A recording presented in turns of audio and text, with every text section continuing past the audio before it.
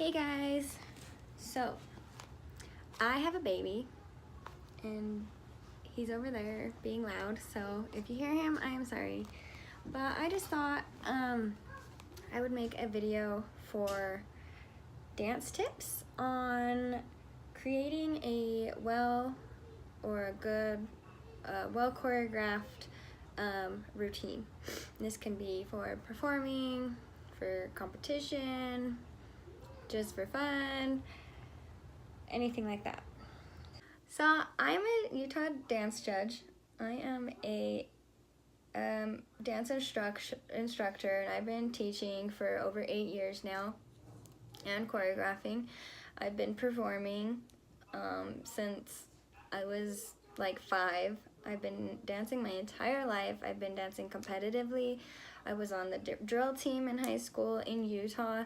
Drill team is huge. I think it's in the top 5 competitive sports in Utah, or close. It's in the top ranking, and Utah is like I'm pretty sure it's, if not the biggest, it's pretty close to being the biggest dance world in the nation because of how serious us Utahns take dance, okay? We are so serious about it, and so I want to pass on my knowledge to you. I've been a certified judge now for 3 years, and the competition is getting insane, and so I think these tips might help you if you're ever choreographing. And this is how I choreograph, and this is what I do to kind of do everything. The first 3 tips I have are: 1, research your style. So a lot of people, they think they know what a style is, and they end up kind of mixing up choreography. For example, when somebody's choreographing a contemporary routine, a lot of contemporary routines come out as a lyrical routine because they think they're the same thing and they're different. So I would just research your style. So if you're doing a hip hop, know what hip hop, like what style of hip hop are you doing? Are you doing a pop routine, a house routine, a funk routine, boogaloo, tutting? Like, there's so many styles of hip hop. Like, there's a lot. And then, you know, you have your tap, and you have your jazz, and you have your Broadway, like jazz and Broadway. Like, there's so many different styles, and there's so many different ways to choreograph. So really research what you're going for. 2, refresh your brain. So what I always do is I get on YouTube right before I'm about to choreograph a good routine, and I watch videos for hours just to see what everybody's doing these days, and I just kind of, okay, this is the style I'm doing, and oh, these are the tricks, like this is the gadgets, whatever. But research and refresh your brain, and watch your competition. So every year, like, the styles get more and more creative, so really just keep up with the times. And that's my number 3, is keep up with the times, because so many new moves are coming into play. So, like, people are getting so creative, and it's never gonna stop. Every year they're gonna be coming up with new things, new tricks, new turn combinations, whatever. So keep up with the times. Now, song choice. Song choice is really important when you're choreographing a routine, in my opinion, because if you don't have the right song, you're not gonna have a good routine, I don't think.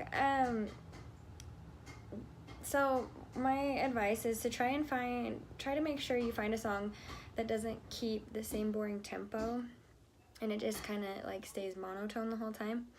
So one thing I always say is your music can ruin you, or your choreography will. So I say that, like, if the song is too boring, then your choreography better be outstanding.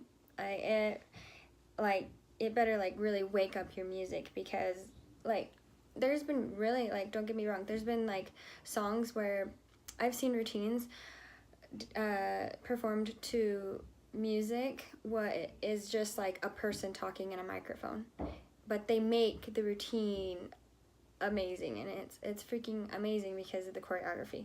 But I wouldn't have gave a piece like that to a beginner class, if that makes sense, because they're not going to know how to bring that song to life because they're beginners. So just really try to make sure your music keeps up. It's got tempo changes. Just like your routine and your music go hand in hand. There should be a beginning, a build up, exciting part, and a fade.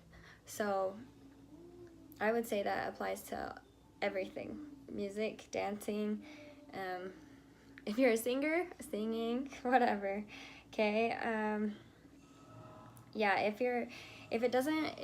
if the dancing doesn't pick up the music or make the music exciting, then it's like, oh, sucks for you, because I guarantee you're gonna lose your audience or your judge's attention, and they're probably just gonna not care to watch as much or lose interest, or like,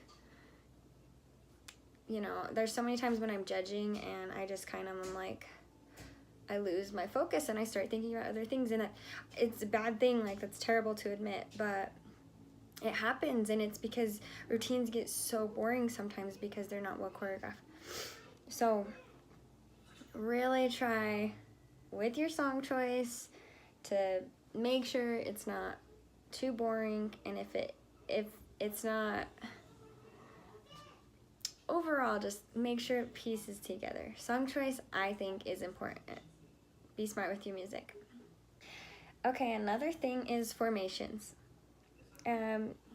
Some tips I would say for formations is to try to be creative with them and try to make them very interesting with your team routines.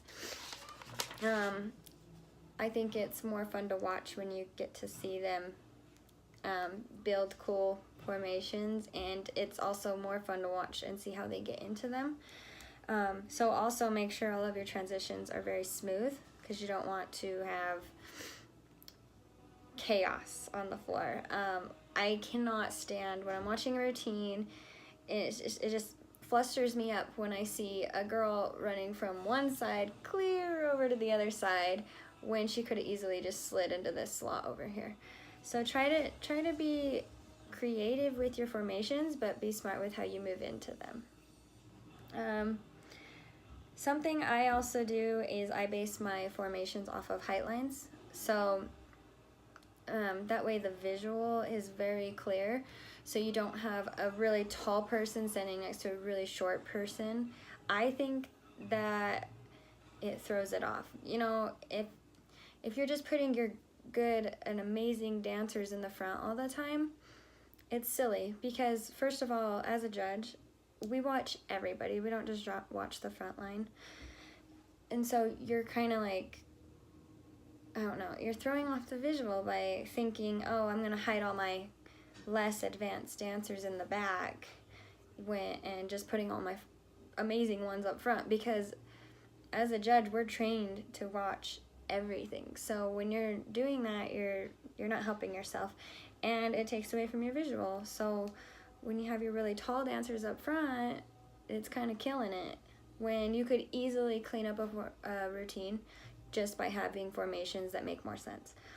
It's so, whether you have your tall girls in the back and like in the middle, and then the height goes down in a triangle, or if you have your shorties in the middle and the front, and then it goes up to a high, or it goes up to the back of your diagonal, if that makes sense. That's just something I do. I personally, I like the height because I like the visual. For solos and duets, try to find interesting ways to use the entire floor instead of just kind of dancing in place or dancing from left to right.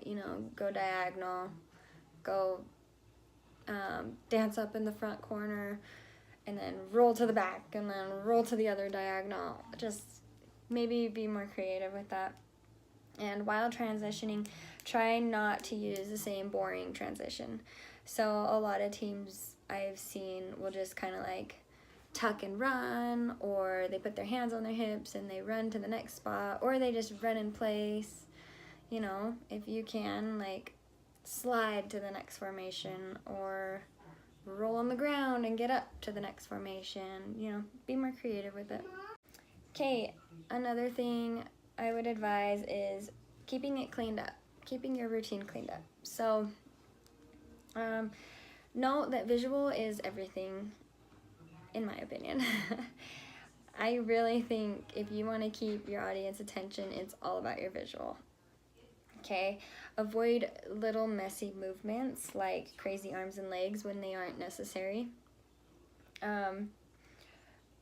Like every part of your body should have choreography for every count in the song, or, you know, you should always be choreographed. If you don't know what your body is doing at a certain time, then you need to focus on that section in your routine and you need to fix it, because you'll just have chaos, random chaos for no necessary reason.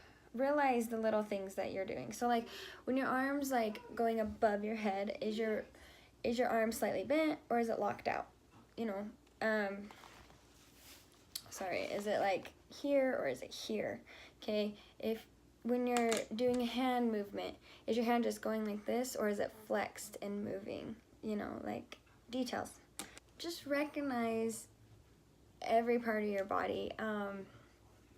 Like so many of my like soloists, because I talk to one-on-one with them a lot, and a lot of times they're doing something and I say, stop, what are you doing right there? And they look at me and they're like, what do you mean? And they're confused because they don't realize that from rolling on the ground to standing up, something that simple has little things like arms, and they're not choreographing them, they're just getting up and their arms are flailing. When they could, when they're rolling, put their arms to their sides and stand up and point their toes, and it could be that much prettier. Just like I was working with a team a month ago, and they were doing this roll on the floor, kip up. And all I did was have them tuck their knees in when they rolled on the floor before they did their kip up, because they kipped up and rolled out of it and laid back on their back. And their coach came in and she rewatched it and she was like, oh my gosh, I can't believe how much more clean that looked just because they tucked their knees in. It's the little things that matter, I promise. Another thing is facials. I work with drill teams a lot, which is high school competitive dance teams, and they are very, very dramatic in their faces, like with the wow, you know, like really dramatic.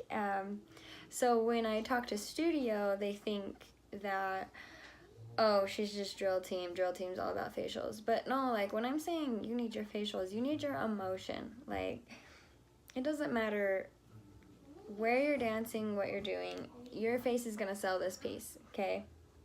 So you need to tell a story with your face. You need to let everybody know if you're happy, if you're sad, if you're mad, if you're, I don't know, if just they need to know how you're feeling, okay?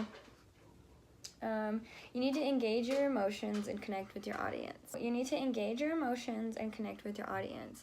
So whatever you're doing, you need to put it out there for them to feel. You need to recognize your feelings, and try not to lose it when you're doing a hard move or a trick. Like so many times, like girls will be doing so good and really like selling a piece, and then their face goes like right before they throw like an aerial or a back handspring or something fun. You know, even a turn combination when they're doing their pirouettes, they lose it in their face. So really try to like, I don't know, like choreograph a face for the tricks. Like I always try to choreograph like a smile when I'm doing my pirouettes, or like I do small breaths when I'm doing like Alice Cones, because it reminds me to keep that face. So I go when I'm turning. It's silly. It sounds silly and it's It kind of is completely silly, but it works, I promise, okay? So these are elements that I think every routine needs, okay? You need your level changes, getting up and down off the floor. You need your tempo changes. You need to like listen to your music, hear the fast pace, hear the slow pace. You need to change up the beat. You need to listen to the backbeats in your music, okay? Choreograph to them. That's smart. Okay, you need formation changes. Not the same, you know, front line moves to the back and back line moves to the front. Like, it needs to be more intricate, more detailed, more difficult, yeah? You need emotions, obviously. Okay, if it's happy here and it's sad here, or, you know, you need the switch off, you need the emotions. You also need you need difficulty and you need simplicity. So you need your difficult moves, which might be a double pirouette, or it might be a switch leap, or a switch tilt, or a back handspring. And then your simplicity, like your finger, like you're holding still and all of a sudden you just move your fingers. Or you're sitting here and you look over. It's simple, but it's enough to like grab the audience, right? Especially if you have the good emotions, okay? You need a storyline. Every single dance should have a storyline, okay? Whether it's like, and I'm not saying your dance needs to tell a story with like the Lion King, like, okay, like this baby was born and then it's an adult and then he fights a bad guy. Not that kind of story. I'm saying like, okay, I'm doing a contemporary piece and it's about my feelings and my heartbreak, and there's a boy and he's tearing me apart. So I'm grabbing his shirt and I'm pulling it in and I'm pushing him away, and I'm, you know, tell a story with your movements. Not really. I mean, don't get me wrong, there are some routines that should be storyline based, and if you're in drill team, you know that that's what I would call a character or a novelty, or, you know, something like that. But another thing is teamwork. You need teamwork, okay? You need to do something that has to be done as a group to show team strength. So I would say like a lift, or partnering moves, or, you know, I always like to see that. I think it makes a routine way more interesting when you're doing teamwork. Never have I ever seen a really amazing piece that they didn't interact with each other. So I would really add teamwork in there. Okay, and unity. Okay, unity is not the same as teamwork.